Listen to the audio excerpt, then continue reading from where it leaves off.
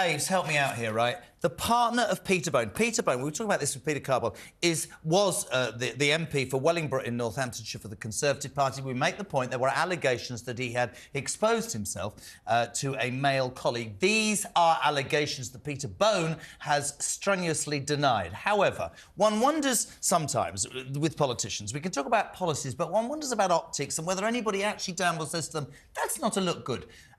Here's what happens.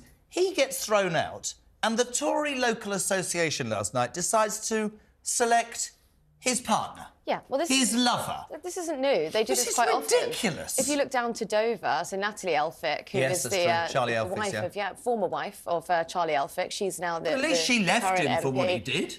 Is that all right? There? So I think this sort of speaks to the wider problem that we have with Parliament at the moment, which is that it's too cosy. Whenever we talk about allegations of bullying or potential sexual assault, it always comes out that certain partners are working a little bit too close with the MPs and the officers are inside are basically... And they're employed and all that. They're employed by them, and it means that if you are a victim of bullying or you're a victim of sexual assault, it's near on impossible for you to report it properly because your boss might be... Sorry, your HR representative might also be your boss's partner. And this is just one of those situations where it's kind of a bit too close to the family. So his partner is his former assistant, very, very close to him. Sorry? Current assistant. Still paid by the Sorry, I've been correct. We should have let James do this. James, what do you make? I mean, you have an opinion on most things. Does anybody think that that is going to look right in the eyes of the public? So I think one point about the thinking, I think, is that there was some concerns that Peter Bone might stand as an independent in this by-election.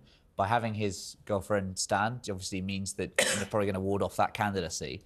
But for me, the issue is what happens when she does her first interview and she gets asked, what about the reason we're having this by-election? What do you think of what your boyfriend's done? Why do you think... Which is bound to happen. Exactly. And I think, do you then distance yourself from your current partner? Or do you then say, actually, I think he did nothing wrong and you're going to run on that platform? I think there's big questions here. So I can understand the kind of short-term thinking of, OK, we ward off a rival candidacy, but a by-election that's going to be dominated by allegations of sleaze is not good. But why were the Conservatives worried about that? That suggests maybe that he was still quite popular in that constituency and could have soaked up quite a lot of votes. Well, I think there's a certain logic to what she was selected in that she is a Northamptonshire councillor as well. She's obviously someone who works in Parliament. But I do think that, people overestimate the importance of a local MP's vote. And if you talk to the MPs themselves, say, well, I've got a great following, etc. I think that can be overstated in an election where it's going to be dominated about sleaze. That'll be a issue. But it also says to me that the local counselling body, or whoever they are, don't actually think he's guilty.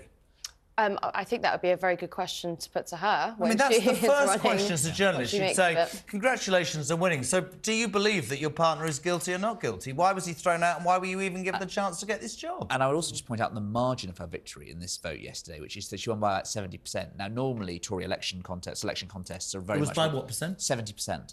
So normally they're very much more closely run things, a couple of votes in it. This one, the fact she got such a huge number of votes would suggest to me that the association has full square behind her, which could cause issues down the line.